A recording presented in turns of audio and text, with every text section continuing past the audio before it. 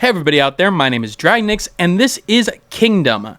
$9.99 came out on the Steam store today, but before I begin this review, I want to make sure you guys know this key was obtained from Evolve PR, the PR company, for the purposes of review. That won't affect my opinion in any way, but you guys should know that via FTC guidelines, as well as the whole morals thing, you know?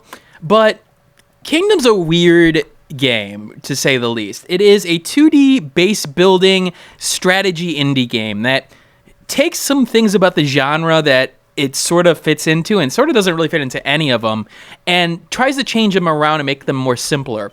Now, as you see here, I am collecting peasants. I'm giving them coins, and coins are the main currency of the game. Basically, the idea here is that for everything that I need to do, I need coins. And for paying peasants, I need coins. To build bows and arrows, I need coins. And so that's how I'm going to build my base. That's my main resource.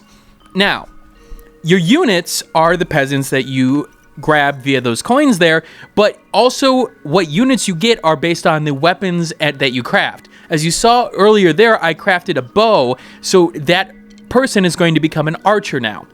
Archers have a couple of abilities. Basically, the idea is that they're going to be your main revenue stream early on. They hunt rabbits. Rabbits turn into furs, which basically turn into coins, is the gist that I get out of it. Basically, they drop coins, and thus, I get a little bit more spending money at that point. Now, builders do serve a big purpose. You see that tower that archer is hanging out there? It was built by the builder. The builder is going to build up your town and build up your village in order to, be able to expand more and protect yourself from the demon hordes at night. The thing is that you'll be able to build things like towers, you'll be able to build farmlands, depending on what comes in the procedurally generated level. Now, like I just said, procedurally generated level means that it randomly distributes what you can build. It's the first thing I do find a little bit strange about the game. Now, a lot of games in terms of these base builders give you options. Here, that's not so much. You can build and choose what you can build in terms of, okay, I can upgrade this archer's tower, or I could, buy another, bow and arrow. But other than that, I really don't have a choice. I don't have a choice of, I want to build, let's say, another barrier. If the barrier isn't there, or if it doesn't give me the prompt, it doesn't matter. I can't build a barrier there. This poses a little bit of a randomization in terms of your layout, and it can be problematic in some cases, but I can see how that would work in some retrospects. And I'll get to a little bit of what I mean by that later on. Now, I do like this sort of transition from day to night. In the day portion, everything's sort of lighthearted almost, but basically you're trying to prepare for the night. You're trying to get your builders to where they need to go. You're trying to get, enough archers to defend yourself and basically get enough done before the night happens. Music's playing, everything's sort of lighthearted, but once you get to the night, things change. The music sort of, pulls back at that point. You don't have a lot that you can do other than, just sort of wait it out at that point. I do like that sort of contrast between the two phases because it puts emphasis on the night. Now, the game's day and night cycle is going to be interesting in the long run because of the fact that you have your demons coming here. These demons will attack your people. Now, you have your archers defending at this point, and the archers are not very good at defending. I mean, let's just take out... Okay, it didn't take that long for them to take those archers out, but they fire randomly, and it's not like anything that, is easy for you to, overcome. Look at this guy. He just bashes on this over and over again. It's one guy, and they can't hit him worth a damn at this point. He does enough damage to, I think, get it down to half health, but it literally just can't hit him, and finally, there we go. Now, that could be frustrating, but that's a randomization element that I can appreciate. The problem with Kingdom is twofold, and I want to first talk about the aesthetic of the game and the sound design.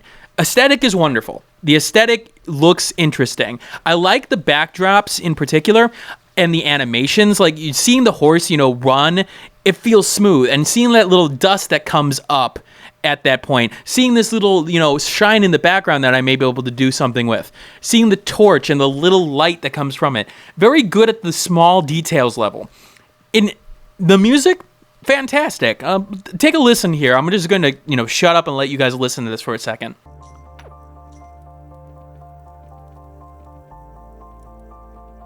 Yeah, it's pretty damn good. The entire soundtrack and sound design overall, hearing the horse, clap and, not clap or gallop along and things like that, the coins dropping, things like that. Very good in terms of the visual perspective of it. Unfortunately for Kingdom, and this is going to be specific for me, Kingdom's faults happen in gameplay. Now, the thing is that this game is a base building game. It's basically you are controlling what's going on in the field. But here's the problem.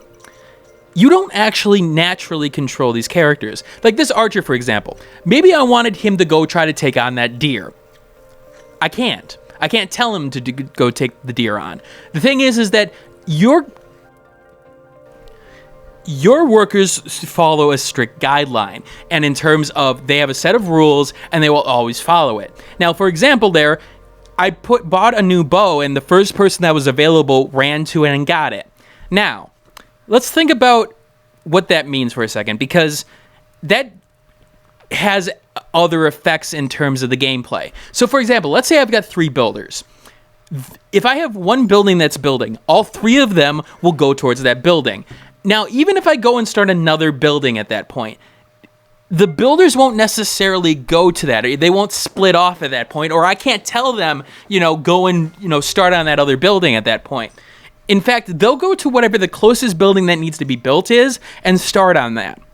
Now, that doesn't seem like a problem at first until you realize what you have to do with the demons. Now, the demons will come at night and they will attack and they will do a lot of damage to your kingdom. The thing is that you have to sort of recover from that. I'm going to change to a scene here that shows that. You see, even though there's an attack coming from the other side, I can't tell the archers that are on the left side to go and defend at this point. In fact, I can't do anything other than watch them nail this, thing, run away at this point, and just hope that my archers can take them out. Now, the way you lose the game is that your crown on your head can be captured by the creatures in question. Now, you will lose coins if they attack you, but if you have no coins in your purse, then they will hit your crown off. If your crown is hit off, then you're done. It's over. You have to start all over again. This game is designed to be replayable. Now, note that I lost a couple of people here. They lose their items in question, and then they lose their sort of loyalty. So I have to pay them back in order to have them rejoin my cause.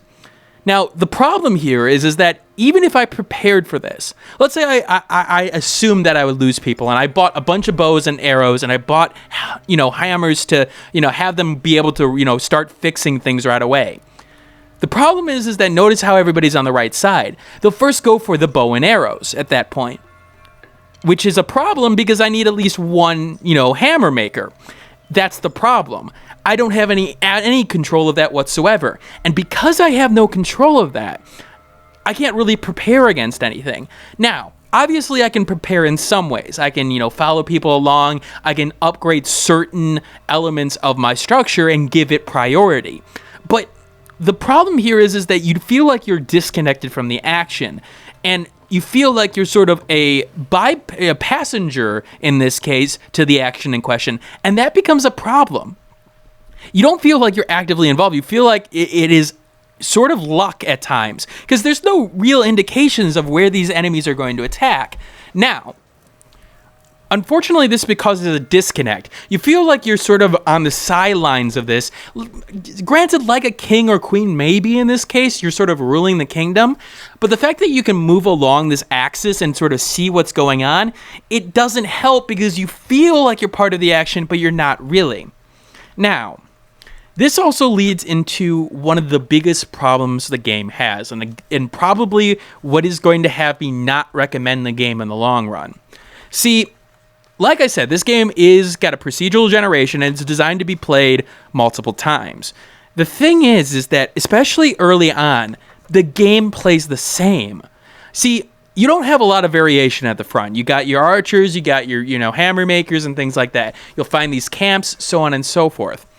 The thing is that there's going to be a trial and error to this, because if you overextend, unfortunately, that means you're not going to have enough coins and you're going to get, annihilated. So then you play again, but you really can't vary what you're doing. In terms of strategy, sure, I can just go with nothing but archers, but then I can't build anything. Okay, fine. That doesn't necessarily work because you do need some defenses or you'll get overrun. See, there seems to be one optimal strategy here, and that has to do with the design of the game. The game's design sort of makes it so that, okay, I only have to expand outward and make sure that I don't spend enough money to, like, overextend at that point. But other than that, it plays the same. After I played an hour and a half of this game, the game taught me what it needed to teach me, and it never really changed things. Now, there aren't necessarily random events that can happen. You can come across a guy with a mule and things like that, but there's so few and far in between that they just don't really make a difference. And that is a major problem because, again, you're designing this game to be replayable. I'm not finding the reason to replay it. This game also shows something in its roots. Looking at and researching this game, I noticed that the Kingdom, the game itself, is attempting to have an iOS port. I felt like the game was obviously designed for the iOS game in question because the control scheme is simple. The gameplay is simple. You've probably heard me harp on this before, but if you're going to put a game on the PC and on the mobile phone, you have to play to its strengths. And I understand simplicity in games and things like that. But unfortunately, compared to other games like RTS games and base builder games like this game just doesn't compare when I can go play something like Tropico, pick it up on sale, and just enjoy it.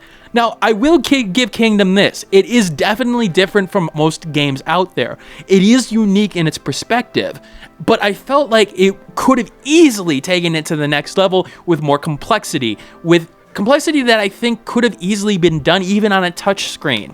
The fact is, you could have had like sort of mounds that you could have built up, very similar to tower defense games, but you could have really optimized it in that way. Even if you restricted of what it could have built and what couldn't have built, that's fine. That would have worked here. But instead, you're sort of isolated to this, one style and one different creation. And unfortunately, despite all the nice animations, nice sound, and everything else, the game becomes boring after 2 hours. And unfortunately, that's a major problem. Now, maybe this is for you. And, if you like what you've seen so far, it is $10. It's not that pricey at this point, but I just can't recommend this because of the lack of everything that's going on here. Again, like I said before, once I've played 2 hours of this game, I felt like I have seen what the game had to show me. That's not good when you are designing a game that's deserving to be replayable. You are definitely going through the effort of, procedural generation. The procedural generation seems reasonable, but it just doesn't have enough variety to it. It needs content. And unfortunately, the core of this game is missing that content. And unfortunately, that's the reason why I can't recommend it in the end. Alright, this is Dragnix signing out. I hope you guys got an idea of what Kingdom has to offer. Again, I will leave my Steam review and all my comments, I'll leave my comments. Yes, I'm going to leave my comments in my own video. That makes a lot of sense. But I will, respond to your comments below. Again, like, comment, subscribe, and all that jazz, and I will see you guys later. Hey everybody, thanks for watching. If you like this content and want to see more of it, you may want to hit that subscribe button on the left-hand side. If you like this video and want to see more of this content, take a look at this video on the left-hand side as well. And if you missed my last video, take a look at the right-hand side. Once again, thanks for watching, and keep on gaming.